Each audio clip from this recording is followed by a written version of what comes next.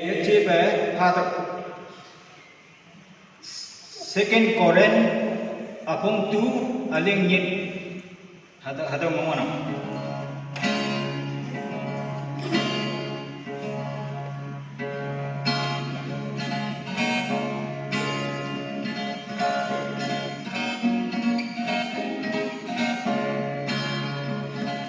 Yong wan panang da men yong panang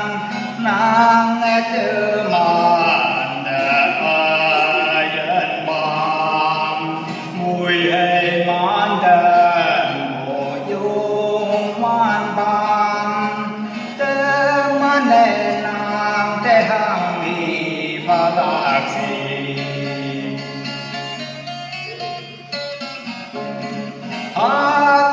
Hallelujah,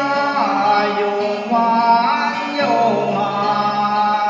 katalan ese mong may đâu mong may say tô phú pha mùi hay man đêm mùa lan vô bèn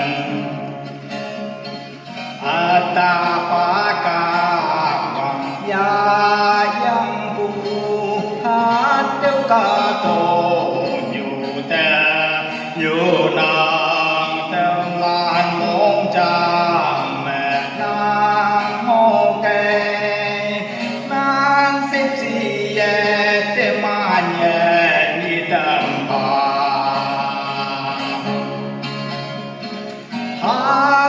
Hallelujah yung wan yung katalan ese mong may đâu mong may say tô phú pha mười hay man đêm bồ lan vô bèn nang yung wan thể tô phú pha ya mùi hay ma nhô và nè pha nam nên này ye ye chỉ bé pha ya yung wan pa e nong te lệ di pha la